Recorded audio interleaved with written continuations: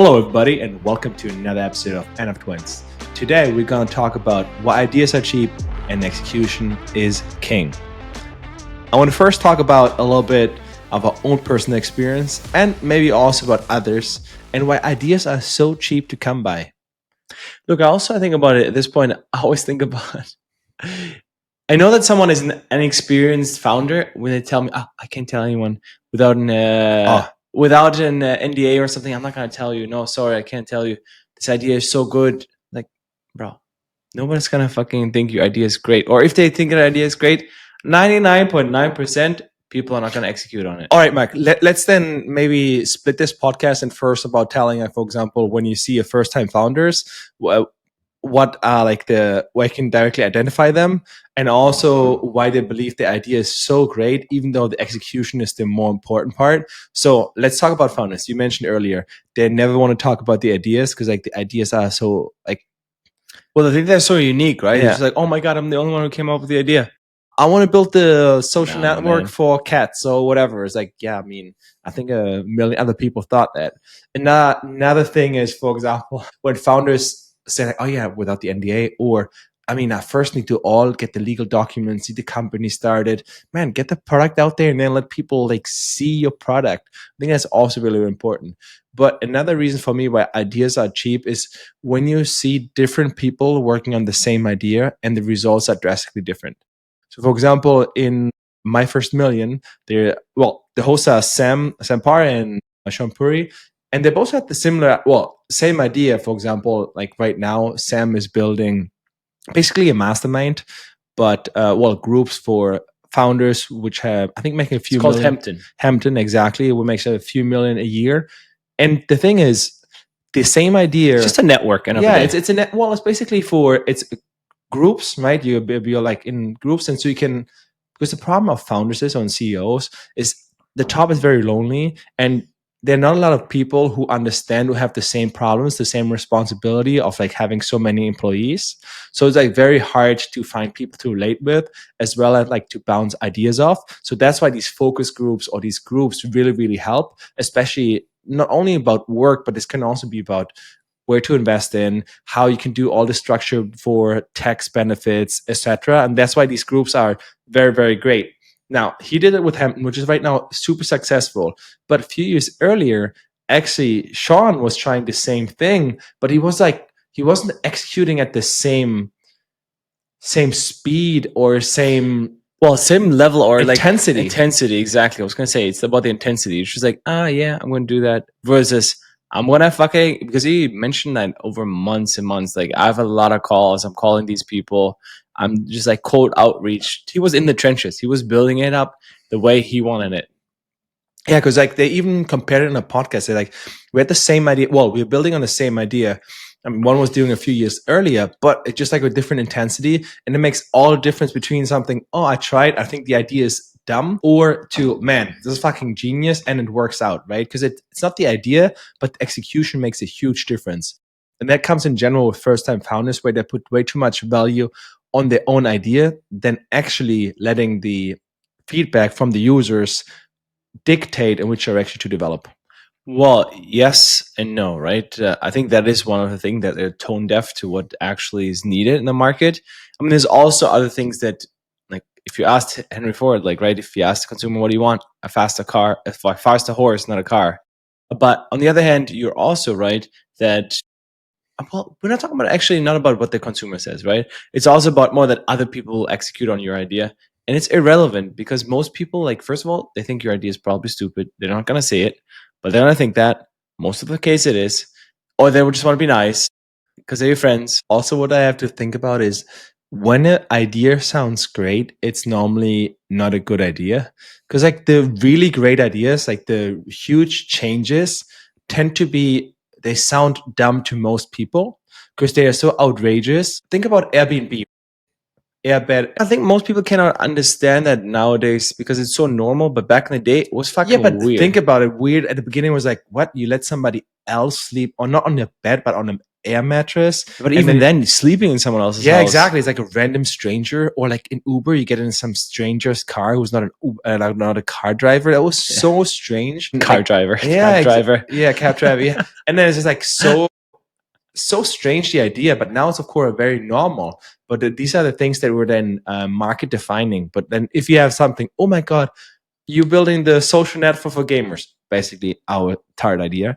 For example, as in Canva, that you can design any kind of small things, like you can have backgrounds, you can have even animations. Nowadays with Canva Plus, I think it's called Canva Plus, you can even animate things or use AI to create logos and all that stuff. So anything a regular designer can do, you can do there basically.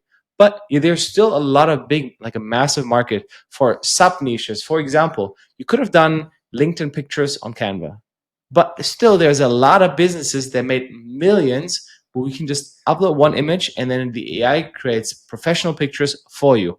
So there's always this one application. Don't get me wrong. The lifetime of these are very short, but there's very simple to execute, right? It's very simple to execute. Maybe the Riz apps, right? Basically, we talked about in our podcast. They made millions. Just you upload a picture of your Tinder, whatever message, and it creates your response, which is basically just a text, a visual analyzer, like visual, basically analyze what's written and then transcode it and then gives you a response. ChatGPT. Very, very simple. And one of the things that is also kept in mind is execution is not only creating the product, but also bringing it to market.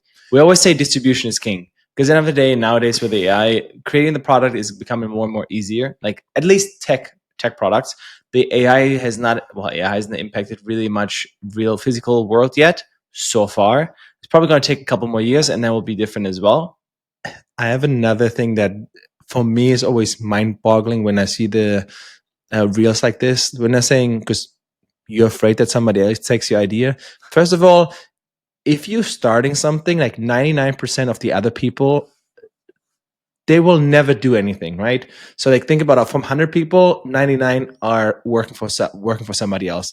And that one person that he will steal your idea is so small, because it also means he believes in your idea more than in his own ideas. So, and this is someone that already has a business, right? Yeah, or exactly. Does something, or because if you are there's a lot of people that work in big companies and they're never going to make that step. Yeah, that's never. They're not going to take that step. They're always like, yeah. I mean, I wish I'm going to do it. I'm going to do it. And then they get a pay raise. Of course, they're not going to. And then the other thing, the timing in life will never be perfect. That's like rule number one. Set yourself a strict deadline. Yeah, this reminds me of when we were in India and we did our internship, and they're was it a CTO or CEO who basically gave us advice. He was like, yeah, I wanted to be the CEO. He was like, yeah, CTO, I want to give you advice on how to start your own company. I was like, yeah, why? He's like, I always wanted to start my own company as well. But then, after a few years, the money was so good, and then they gave me another raise.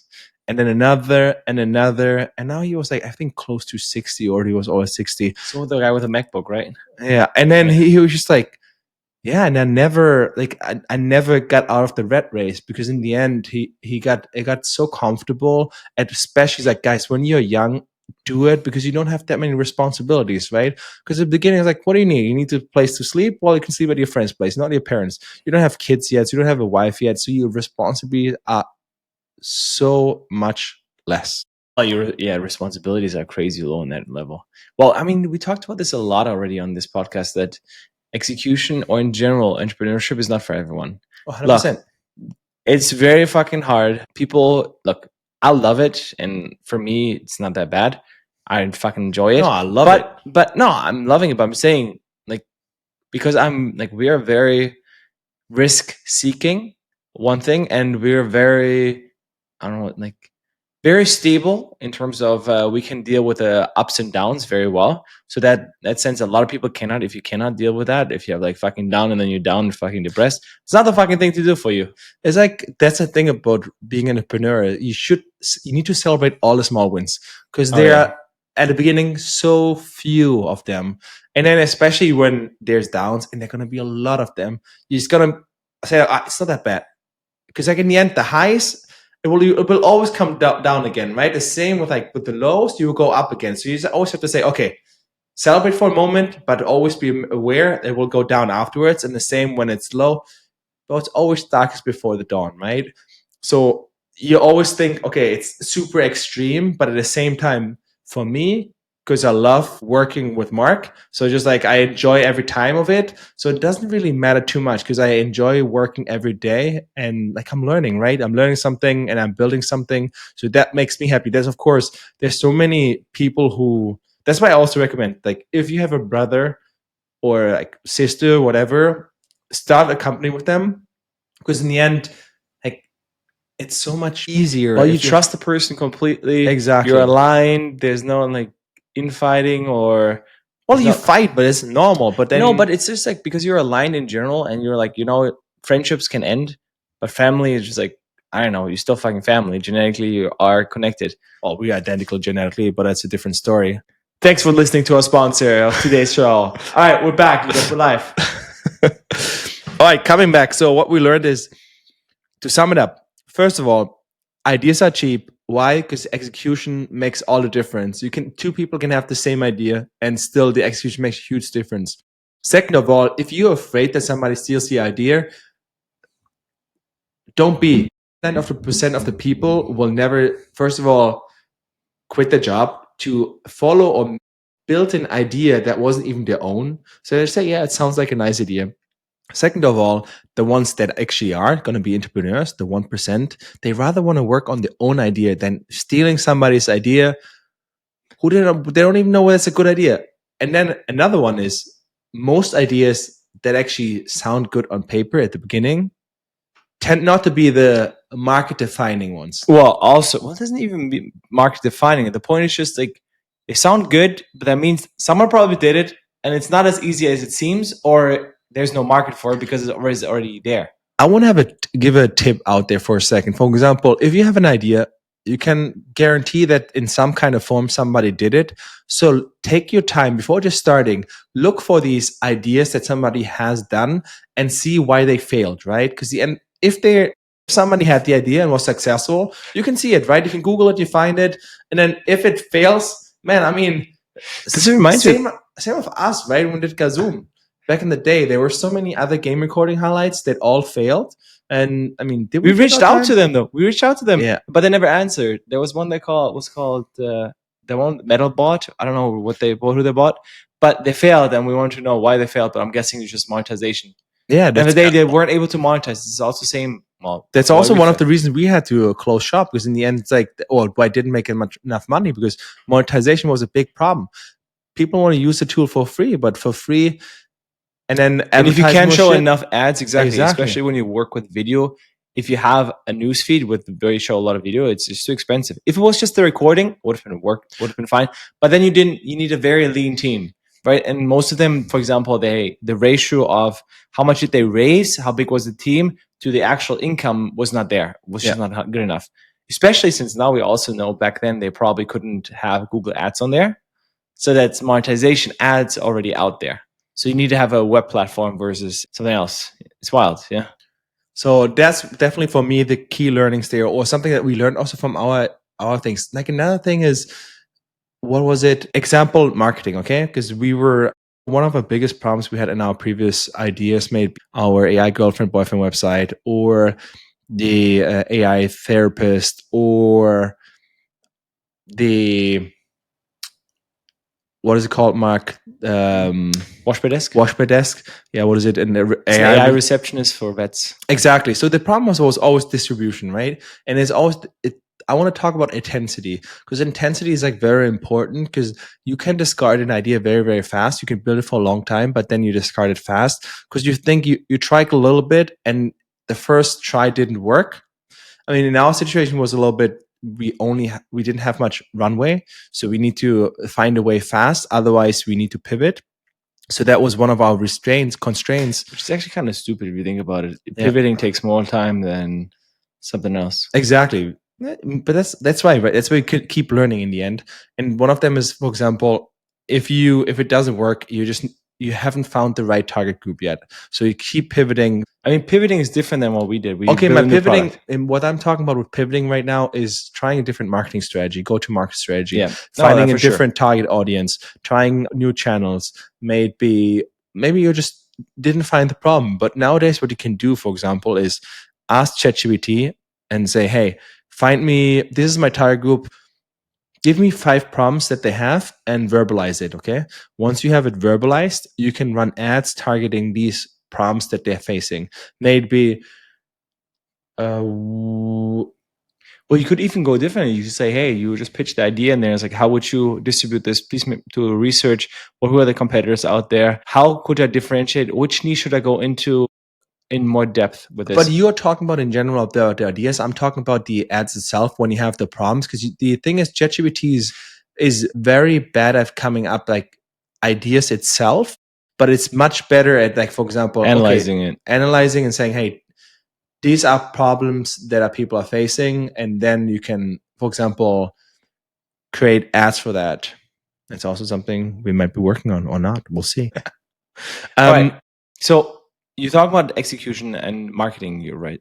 So at the end of the day, marketing will be more and more important. We mentioned this already multiple times.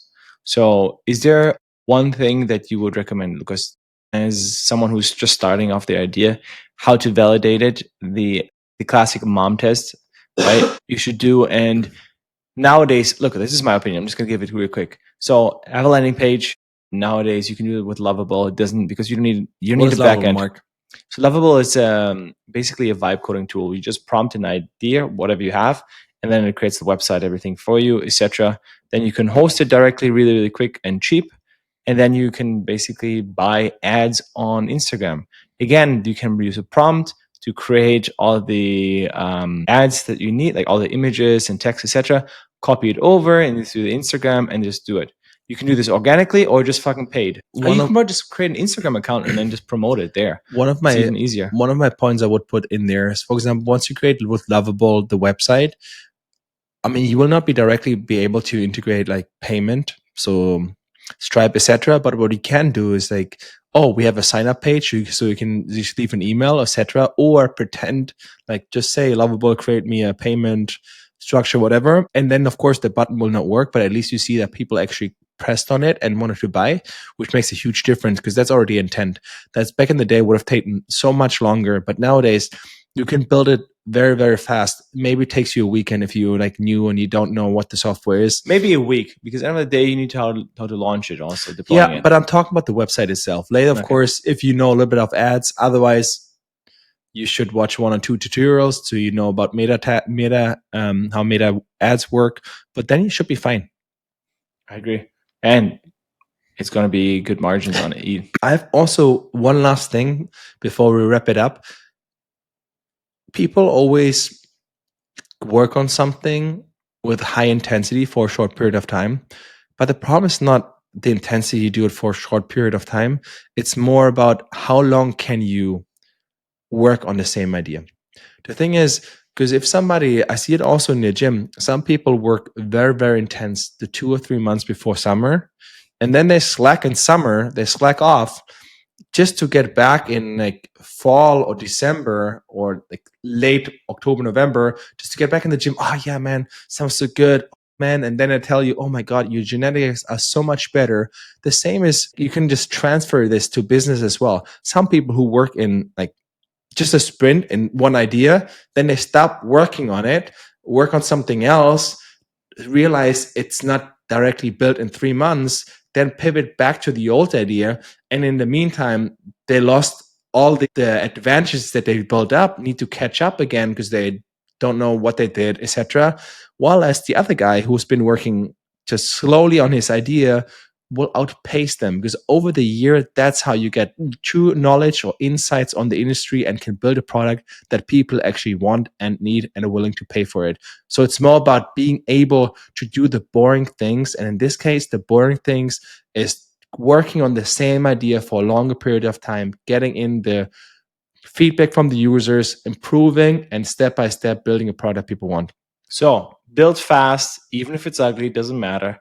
Talk to users early, get their feedback in, ship, iterate, improve, repeat. And also ignore like idea stealers. You don't need to have that. People don't give a fuck, honestly. I think that's it, Lucas. Also, if you want to hear more about when to pivot or when to actually keep being consistent or keep working on the idea, listen to another episode that we have. I think it's 2 episodes ago. And of course, catch you next one. Peace.